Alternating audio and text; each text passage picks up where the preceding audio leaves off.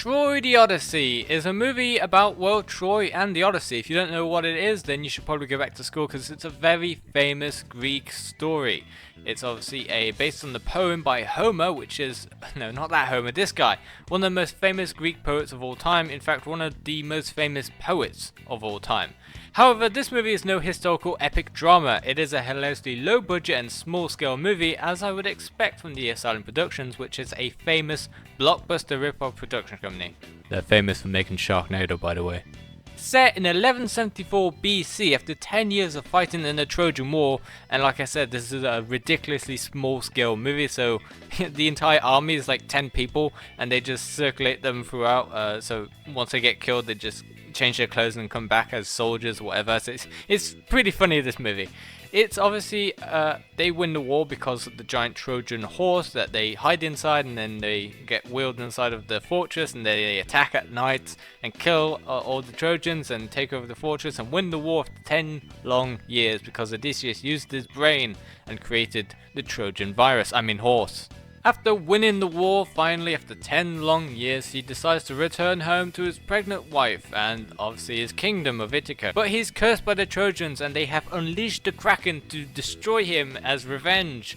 Although the Kraken can't attack any of the Trojans, so he kidnaps a girl called Circe, who is a sorceress for the Trojans, and takes her hostage with his 3 crew members on their tiny little dinghy boat, which they are going to use to travel the ocean all the way back to Ithaca, apparently. I don't know how they actually got here, but surely it can't be this ridiculously small boat. It's so comedic.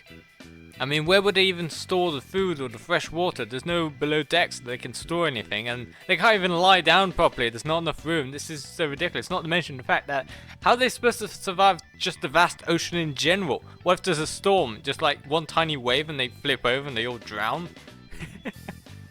Either way, this begins the long journey to return home, and you probably already know the story. So after months on this ridiculously small raft, this tiny little dinghy, they encounter a strange island with pink mist surrounding it, and obviously Circe, who's the sorceress that they kidnapped, explains that it's where the sirens live and you gotta stay away from it. But Odysseus, he doesn't listen, and he forces his men to put wax in their ears so they can't hear the cries of the sirens, and makes them tie him to the mast. I mean, that's a twig, that's not a mast, that's a twig. You can easily get out of that. You couldn't even break it if he wanted to. And that's exactly what he does. He hears the cries of the sirens and they talk to him and they pretend to be his wife and whatever. And so he breaks free of his binds and jumps into the water. And that's exactly what the crew members do as well. They just follow him and go into the water and swim to the island.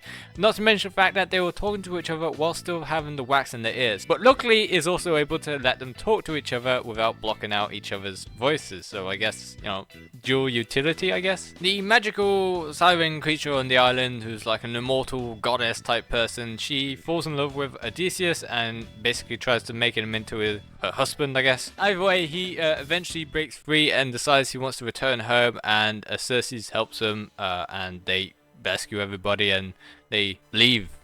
It went on way too long. It was just like a weird dreamy sort of situation, and then they just leave. So that's fun. Either way, they move on and they encounter finally the big beast, the terrible CGI monstrosity, which is the one-eyed beast. At this point you might be thinking, oh my god, how are they going to get out of this one? It's a huge giant creature, how are they going to get around it? Actually, it's going to be super easy. Barely an inconvenience. Oh, really? That's right, they just give it some salt stuff and stab it, and that's it. After a few minor missions like that, they finally get home to the homeland of Ithaca. That's where his pregnant wife has now grown up and, well, his son, a pregnant son. No, not a pregnant son, god damn it. When she was pregnant with her son, she gave birth and then her son grew up.